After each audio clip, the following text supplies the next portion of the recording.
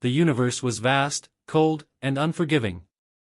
Species rose and fell like whispers lost in the cosmic void, their legacies reduced to stardust.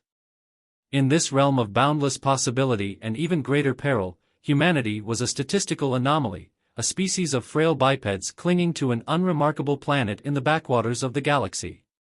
For centuries, the Galactic Council, a coalition of the most advanced species, regarded Earth as irrelevant. Humanity's late arrival to the interstellar stage was met with a mixture of amusement and disdain. They lacked the psychic prowess of the Tvaru, the biomechanical symbiosis of the Xyrath, or the energy manipulation of the Obeliths. Humans were soft, short-lived, and maddeningly primitive. The first contact between Earth and the Galactic Council was a formality. An envoy of sleek starships hovered over Earth, projecting a message in every known language: "Welcome to the Galactic Fold. Your application for probationary membership has been accepted. Please follow the instructions in the data packet provided." But the instructions were a labyrinthine nightmare. Humanity was expected to dismantle their nuclear arsenal, abandon fossil fuels overnight, and surrender any planetary sovereignty to a council committee. For the other species, such demands were trivial. Their civilizations had evolved beyond such limitations millennia ago. For Earth, the requirements were a death knell to its fragile unity. The Council waited. Months turned into years, and Earth's application stalled. Humanity's leaders bickered over terms, alliances crumbled, and wars threatened to ignite anew. To the Council, it was confirmation of their suspicions: humanity was an evolutionary dead end, unfit for the stars. But what the Council failed to understand, what no species in the galaxy had ever encountered, was the unrelenting, irrational defiance that defined humanity. Where other species conformed, humanity questioned.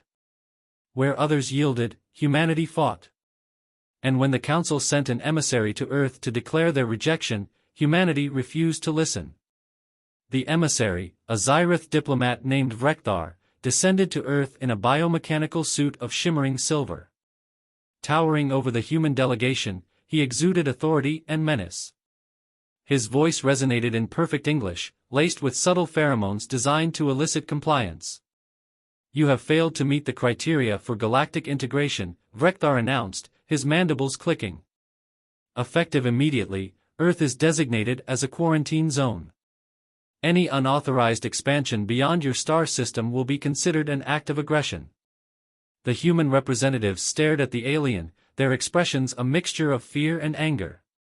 One man, a wiry astrophysicist named Dr. Elias Carter, dared to step forward. "And what happens if we refuse?" Vrekthar tilted his head, his compound eyes reflecting the room's fluorescent light. "Refusal is illogical. You lack the technology, resources, and genetic predisposition to survive beyond your borders. Defiance will only hasten your extinction." Dr. Carter smiled, a grim and defiant twist of his lips. "You don't know us." When Vrekthar returned to the Galactic Council, he reported humanity's refusal as a form of primitive stubbornness. The Council agreed to monitor Earth, confident the species would either self-destruct or fall in line within a few generations. What they didn't anticipate was the rapid acceleration of human ingenuity. Cut off from galactic trade and barred from accessing advanced technologies, humanity did what it always had: it improvised. Engineers reverse-engineered fragments of alien tech, crafting hybrid machinery that defied conventional logic. Scientists developed experimental propulsion systems, exploiting loopholes in physics that even the Obeliths hadn't considered. And when humanity finally launched its first interstellar ship, it wasn't sleek or elegant, it was a hulking monstrosity held together by duct tape and human audacity. The Council's spies watched in disbelief as the ship, christened Dauntless, tore through space like a bull in a china shop. It didn't adhere to the principles of elegant energy conservation, it simply powered through obstacles with brute force. When it emerged in Council-monitored space, its engines belching plasma, the reaction was one of incredulity. "They can't possibly survive," said a Tvaru psychic, her voice tinged with amusement. "Their bodies are too fragile, their ship too crude. This is suicide." But as the Dauntless powered onward, humanity's intentions became clear. They weren't seeking approval. They weren't asking permission. They were announcing their arrival. The council convened an emergency session, debates raging over how to handle this anomaly. Some argued for immediate intervention, others for containment. But one sentiment dominated: humanity was an affront to the natural order. And yet, deep within their collective consciousness, a seed of unease began to grow. For the first time in millennia, the universe had encountered something it couldn't predict. Humanity was coming, and nothing would ever be the same. The galaxy watched in awe and trepidation as the Dauntless cruised through the borders of council space. No one believed the humans would survive. No one expected them to even make it past the first few light years. But humanity had defied the odds before. They had defied war, famine, and their own limited resources. And now, they were defying the entire galaxy. At first, the Galactic Council dismissed the Dauntless as an anomaly, an outlier, an embarrassing misstep in human overreach. But as the ship approached a known galactic choke point, the Council's fleet moved into position. They anticipated the inevitable, a confrontation that would end with the destruction of the ship and the obliteration of any human aspirations of space travel. The Council had underestimated one thing: humanity's relentless spirit. The Dauntless was equipped with systems no other species could have conceived, and its crew was driven by one singular purpose: to prove that humanity had a place among the stars. Dr. Elias Carter stood on the bridge of the Dauntless, his eyes locked on the enormous holographic map of the galaxy. His mind raced, analyzing the paths ahead, calculating odds, and preparing for the unknown. Humanity's reputation among the stars was one of weakness, of futile resistance. But they had something that the Galactic Council had never accounted for: a raw, unyielding determination to survive. "We're coming up on the choke point," said Lieutenant Juno Kessler, the ship's navigator, a brilliant pilot who had joined the crew as part of humanity's makeshift effort to become an interstellar force. "We know," Dr. Carter replied, his voice steady but laced with tension. "Prepare the defense systems. And activate the communication beacon. Let them know we're not turning back." At that moment, the Dauntless shook violently as a series of warning signals blared through the control panels. The first wave of the Council fleet had arrived. "Energy readings on the edge of the system are off the charts," Kessler reported. "It's them. They're locking on." Dr. Carter knew that the Council would give them no mercy. They would annihilate the Dauntless before it could even get close to proving humanity's worth. But humanity wasn't going to just surrender. They had a point to prove, and they had learned from the best, and the worst, of the galaxy. "Do not engage yet," Dr. Carter ordered, his voice sharp. "We're not here to fight. We're here to survive." Outside the ship, the first volley of plasma cannons from the Council ships fired in unison, streaking across the cold void of space. The Dauntless jolted as shields flared to life, absorbing the deadly assault. The alien ships were sleek, elegant, and precise. Their technology was a marvel of engineering. The Dauntless, however, was a machine cobbled together with human ingenuity and raw determination. With a deep hum, the ship's thrusters roared to life, pushing the vessel forward in a defiant lurch. The Dauntless wasn't going to avoid the incoming fire, it was going to weather it. Every panel, every circuit, every piece of metal was a testament to the human spirit. And as the ship surged forward, the fleet of the Galactic Council realized something they hadn't accounted for: humans didn't just survive, they adapted.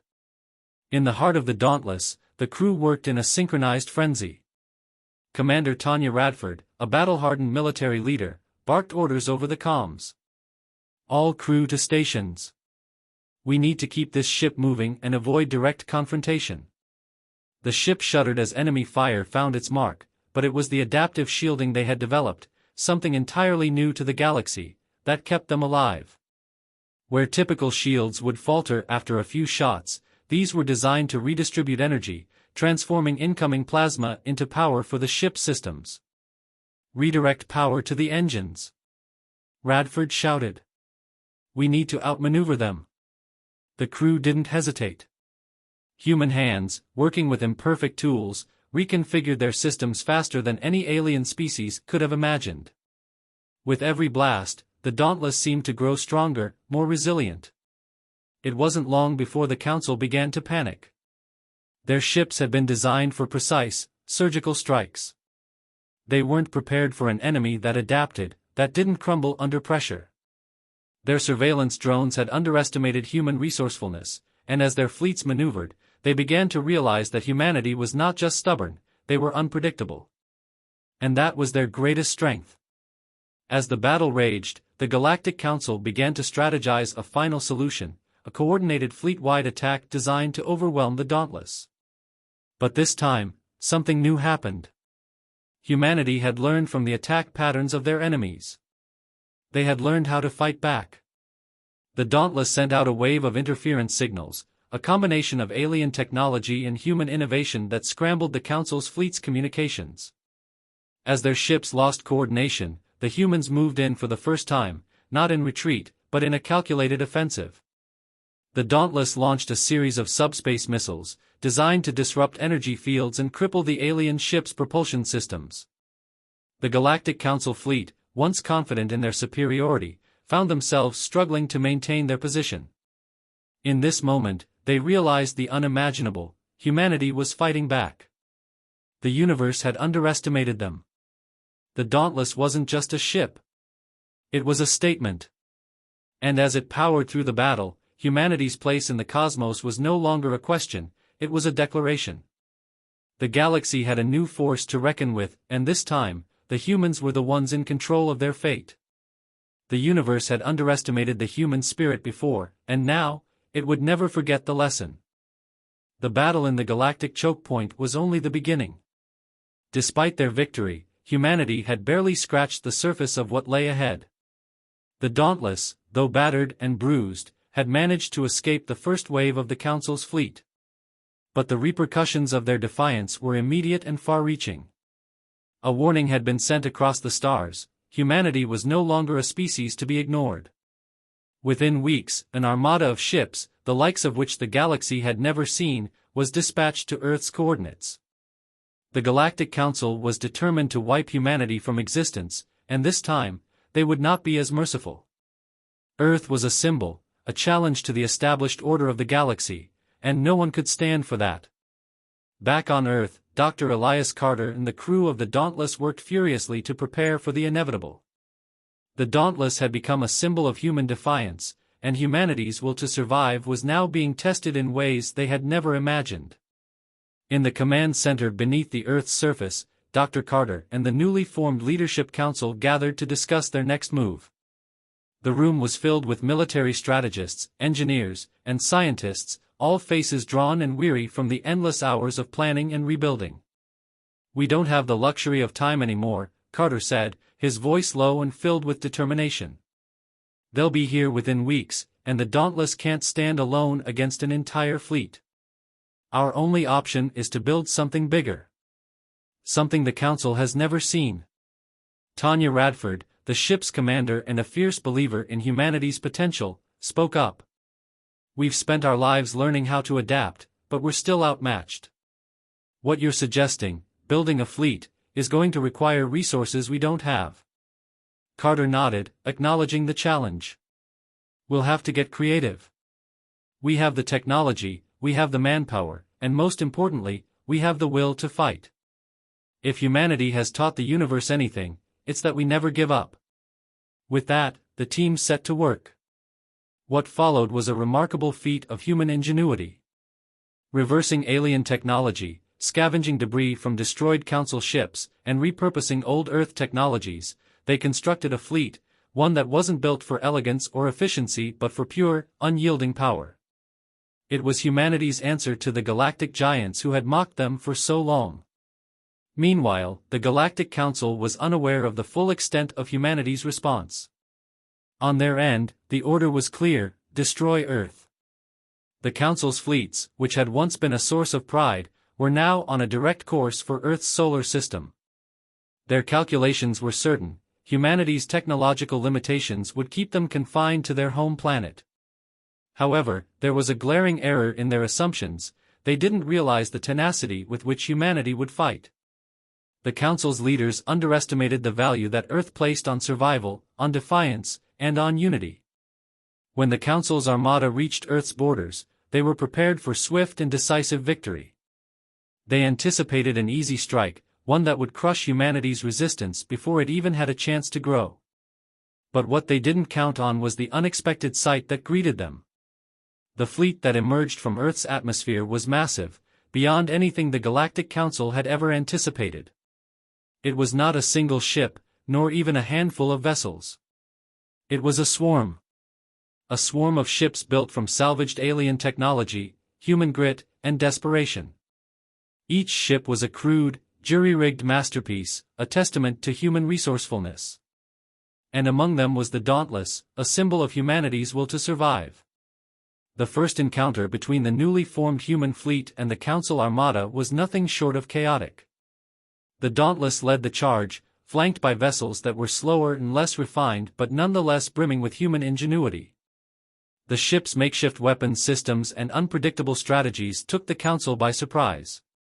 What had been expected to be a quick, flawless strike against Earth had become a struggle against a force they hadn't accounted for, the raw unpredictability of humanity. The human ships darted between enemy fire with erratic, disorienting movements. The Council's sophisticated targeting systems struggled to lock onto their targets, unable to predict the next move of the humans, who fought like cornered animals. The universe had no manual for this. There was no algorithm to calculate how humanity could bend the rules of physics and warfare to their will. On the bridge of the Dauntless, Dr. Carter watched the unfolding battle with a grim but resolute determination. He knew the stakes. This wasn't just a fight for Earth, it was a fight for humanity's survival. "We can't hold out forever," Radford said, glancing over at Carter. "They have the numbers. We have to finish this, now." Carter's eyes narrowed. "We don't need to defeat them.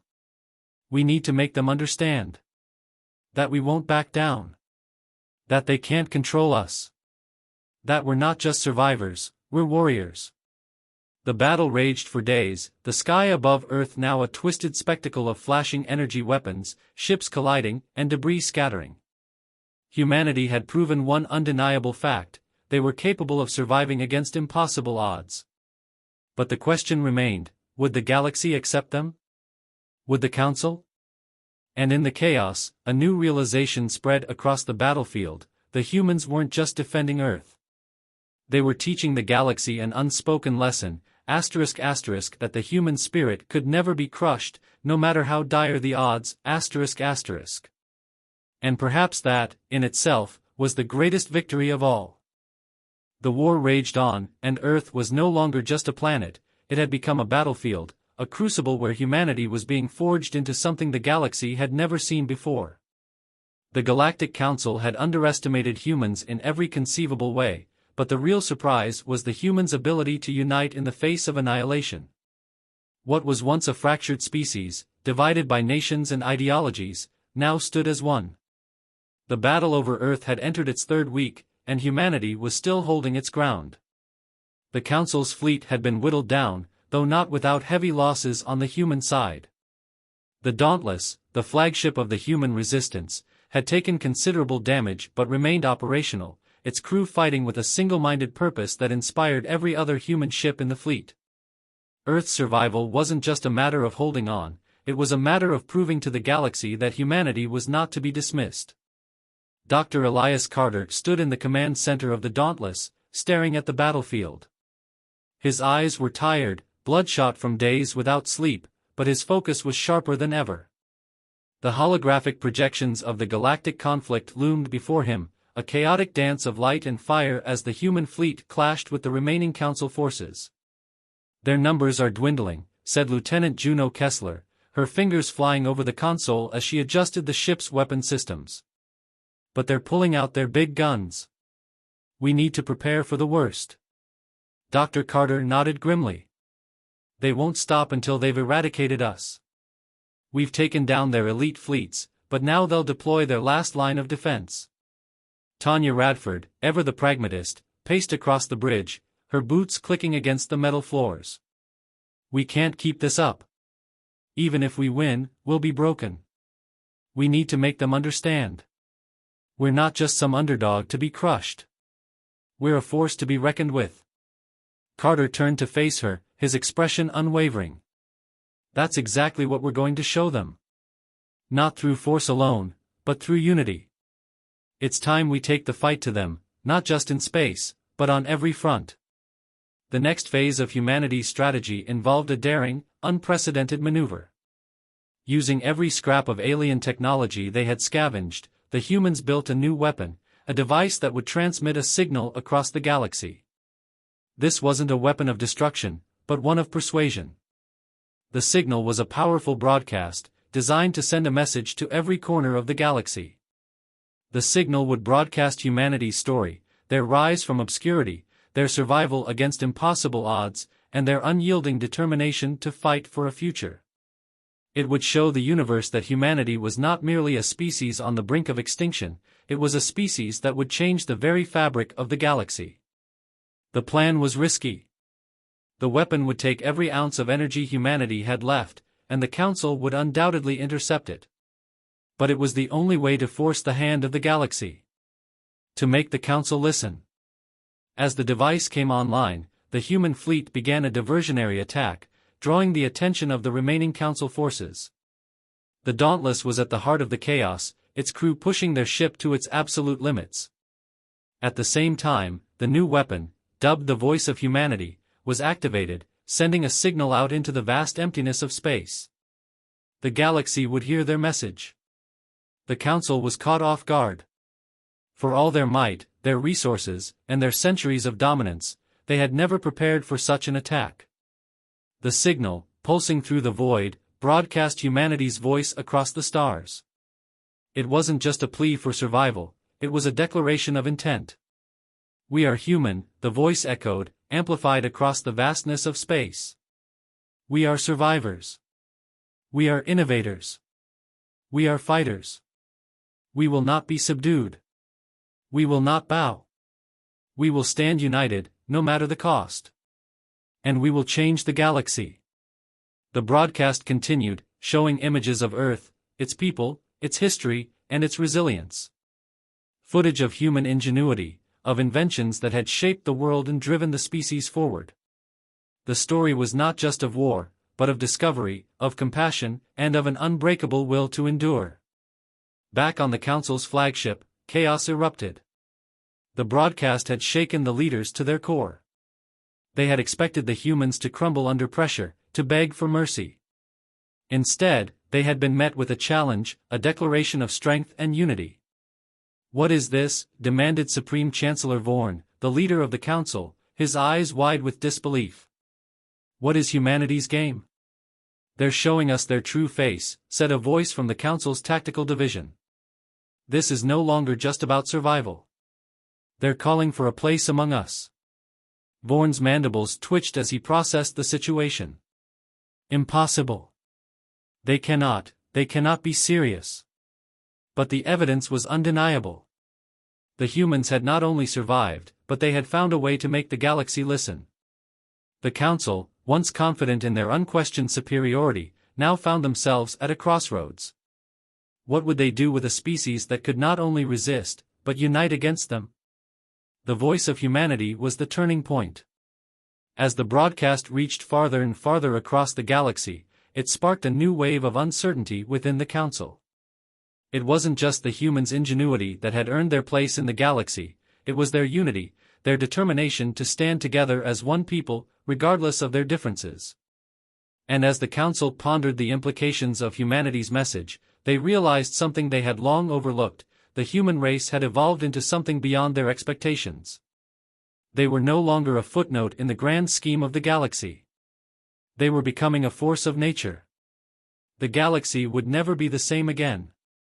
For the first time in the history of the Galactic Council, a species had dared to challenge the established order, and in doing so, had won more than just a place among the stars. They had won the respect of the galaxy.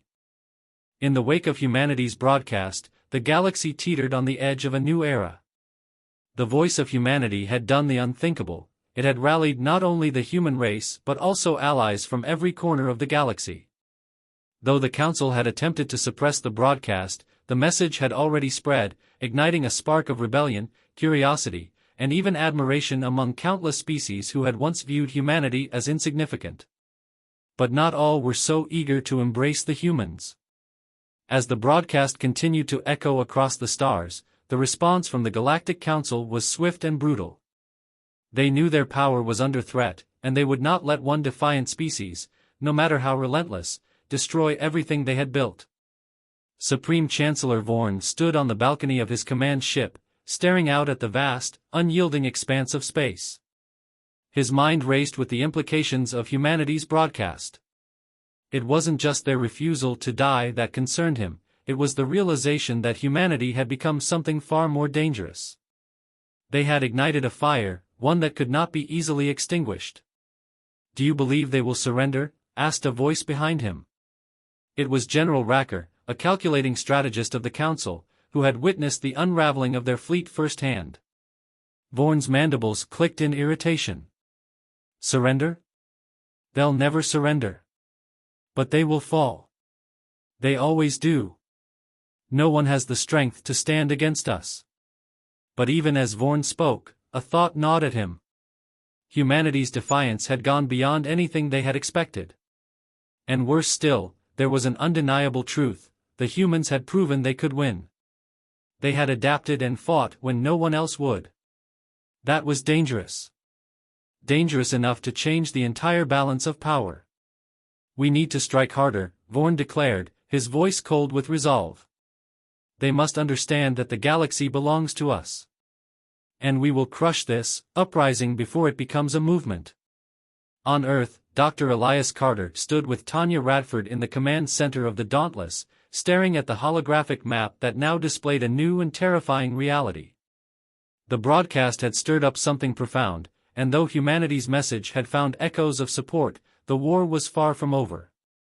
The Council had retaliated with even more ferocity. "They're sending everything they have," Tanya said, her voice steady but filled with the weight of the knowledge they were about to face. "If we don't act fast, Earth won't survive much longer." Dr. Carter ran his hand through his disheveled hair, considering their options. "We've been fighting just to survive up until now. But the Dauntless is not just about survival anymore. We've inspired something bigger than us. If we can unite the galaxy, we might just stand a chance." "Unite the galaxy?" Tanya echoed, incredulous. "Against the most powerful empire in existence? How do we even begin?" "It starts with the people who heard our message," Carter said, his voice hardening with resolve. "We will give them the tools to fight back, to join us. We may not have the numbers or technology to defeat the Council on our own, but together we can overwhelm them." The Dauntless was sent on a mission unlike any other. It would be the spearhead of an intergalactic coalition of rebel factions, minor governments, and disenfranchised species that had long suffered under the Council's rule. And humanity would lead them. For the first time in history, the coalition that gathered around the humans was diverse, alien races of all kinds, from the once enslaved Vorans, to the stealthy Kildari, to the resourceful Karuths. Many had listened to humanity's broadcast and seen a spark of hope where there had been none before. They had long suffered under the Council's oppressive rule, but now they saw a chance for something more. Dr. Carter and Tanya Radford, with their fleet at the ready, found themselves at the center of a movement they had never anticipated. But with it came a great responsibility. Humanity was no longer just fighting for Earth, it was fighting for the future of the galaxy. As the Alliance's fleet assembled, the Council's response was immediate and overwhelming. They had seen the unthinkable unfold, the birth of a rebellion that no one had thought possible. The once untouchable Galactic Empire was now facing the ultimate test of its reign. The final showdown would take place in the heart of Council space, where the fate of the galaxy would be decided. The human fleet, now bolstered by their new allies, moved to the front lines. Every ship, every weapon, every soldier had one purpose: to show the Council that their era of domination was over. "On my mark," Tanya Radford said, her voice carrying the weight of leadership as she stood on the bridge of the Dauntless. Her eyes were fixed on the approaching Council fleet. "We strike now. We will show them what it means to be human." The battle erupted in a cataclysmic explosion of energy. For the first time, the Galactic Council was facing not just a single fleet but a united front of multiple species, all under the banner of humanity. The Council's once superior fleets faltered under the unrelenting assault. They were not prepared for this. The human ingenuity, the tenacity, the unpredictability, all of it came to a head in a way that shattered the once unbreakable empire. The Dauntless tore through the battlefield, taking down Council ships with precision and fury. The coalition forces followed suit, unleashing devastating barrages, using the tactics they had learned from humanity's unorthodox strategies. The Council was losing. They had fought against countless species, destroyed civilizations, but they had never fought anything like this. Humanity had proven, in a single movement, that they were more than just survivors. They were a force of nature. As the battle raged on, Supreme Chancellor Vorn stood on the command bridge, his gaze fixed on the fleet's defeat. "We are losing," he whispered to himself, a sense of dread creeping into his heart. This is impossible. The once mighty empire that had ruled the galaxy with an iron fist was crumbling. And humanity, the species they had underestimated, was the one to bring it down. The galaxy, once ruled by the relentless, unyielding power of the Galactic Council, was now witnessing the dawn of a new era. The Council's once invincible fleets lay in ruins, their forces scattered across the stars, broken in spirit and in strength. The tide had turned, and humanity, together with its newfound allies, had dealt a blow that would be felt across the galaxy for centuries to come. On Earth, the celebrations were bittersweet.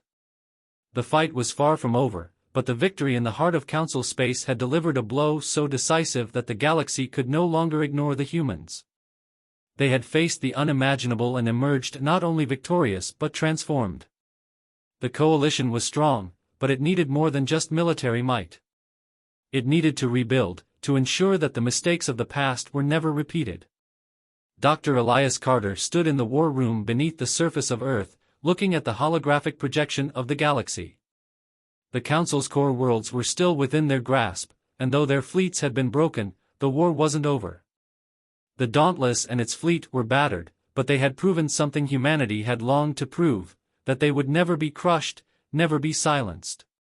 The Council may have fallen, but their influence is still vast, Tanya Radford said, crossing her arms. "We can't afford to celebrate too soon." Carter nodded solemnly. "I know. This is only the beginning.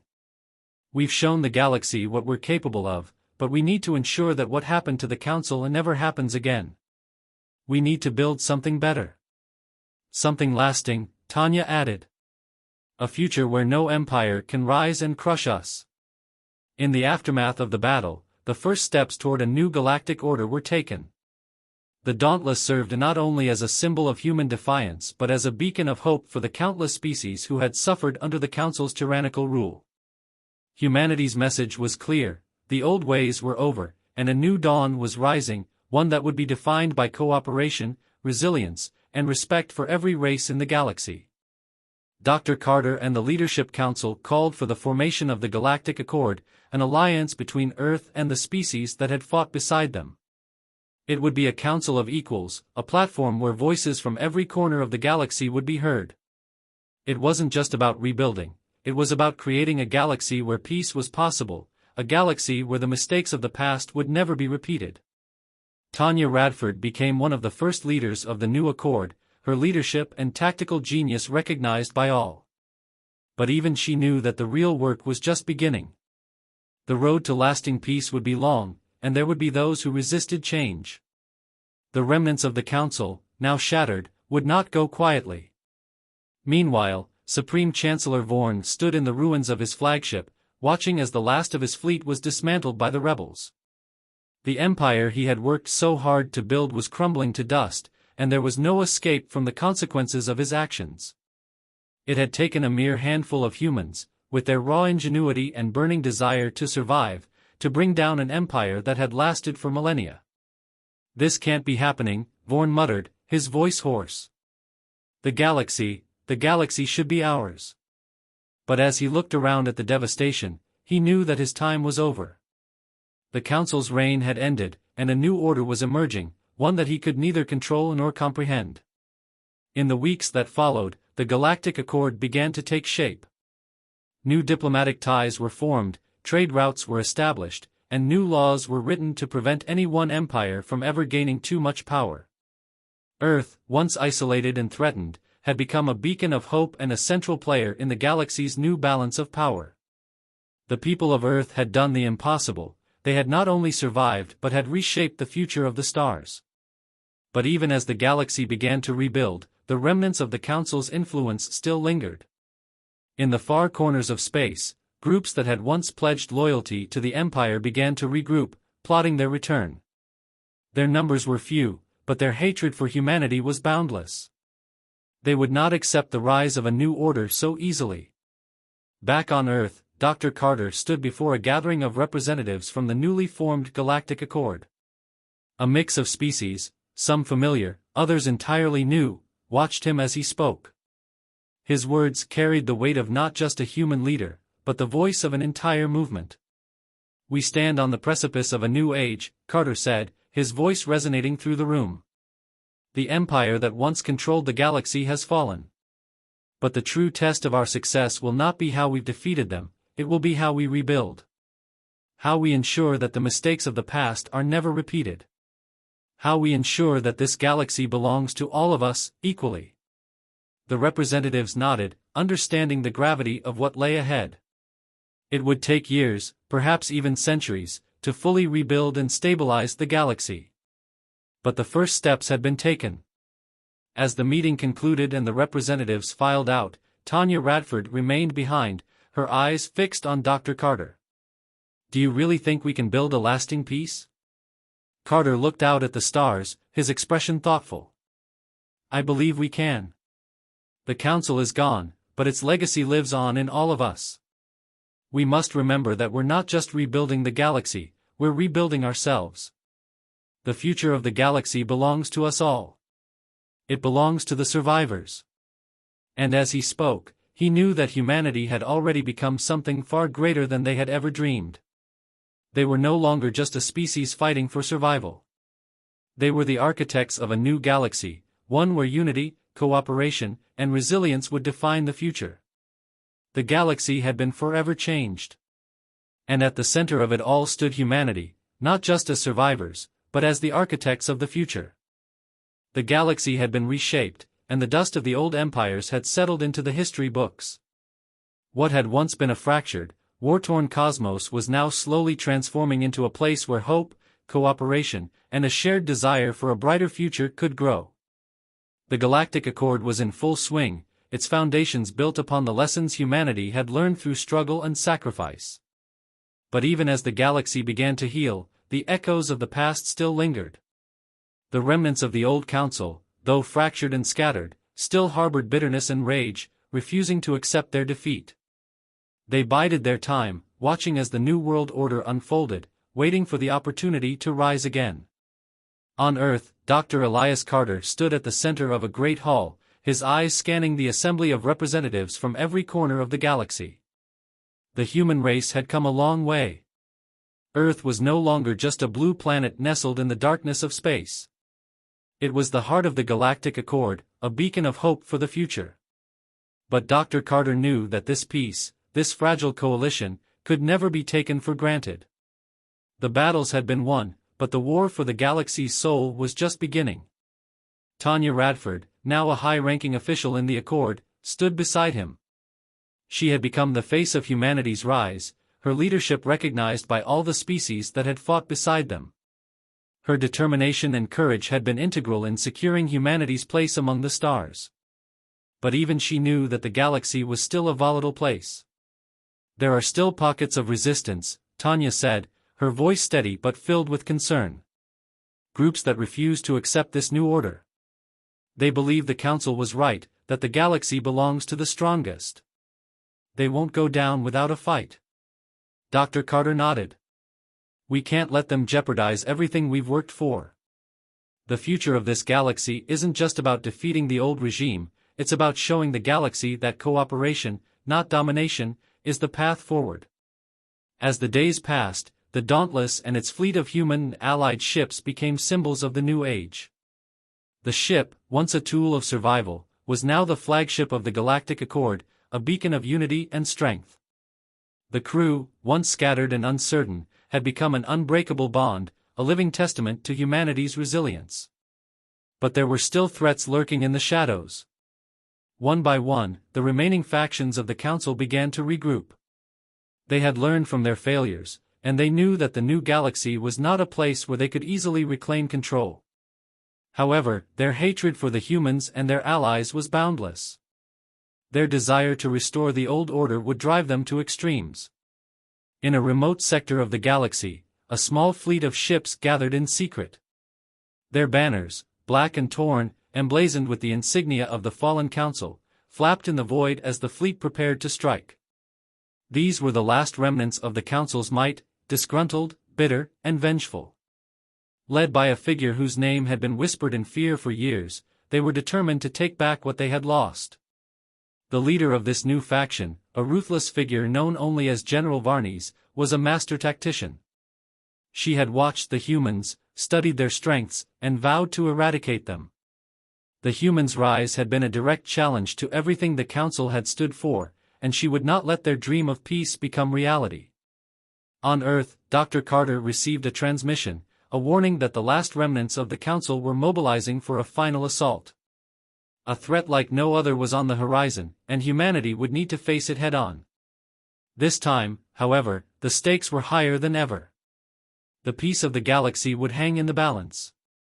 "We can't let this new rebellion destabilize everything we've built," Dr. Carter said, his voice heavy with resolve. "We need to act now. Humanity must show that we're not just survivors. We're the ones who will define this galaxy from now on." Tanya Radford's eyes met his. "We've fought this far. We won't stop now. But this time, we'll do it on our terms." The final battle would take place at the fringes of Council space, where General Varnes and her forces would strike, hoping to reclaim their hold over the galaxy. But this time, the humans were not just defending their survival, they were defending a vision. They were defending the promise of unity, of a galaxy where every species had a place, and no one race would dominate another. The battle would be fierce. General Varnes's fleet was formidable, and her strategy was flawless. But the human spirit, bolstered by their allies, would be more than a match for the forces of the old council. As the Dauntless and its fleet surged into the heart of the battle, humanity's message was clear: they would never be forced back into the shadows again. This galaxy was their future, and they would fight for it, together. The battle was a turning point. Humanity's unity, their ingenuity, and their unyielding spirit shone brighter than ever before. The remnants of the Council, no matter how determined, could not withstand the power of an alliance forged through struggle and sacrifice. In the aftermath, General Varnes's fleet was shattered, and the final vestiges of the old regime were eradicated. The galaxy, though scarred by war, now looked toward a future of peace. Years later, as Dr. Carter gazed out at the stars from his office on Earth, the galaxy had changed beyond recognition. The Galactic Accord had not only survived, it had thrived. Earth had become a center of knowledge, diplomacy, and culture. But it was no longer just humanity's home, it was a home for all races, a symbol of what could be achieved when the galaxy united. Humanity's legacy was now written in the stars, not just as survivors, but as the architects of a new era. The ultimate survivors, not because they had simply endured, but because they had changed the course of history. The galaxy was no longer a place of domination and fear. It was a place where hope, resilience, and unity would forever define the future. And humanity would be at the heart of it all.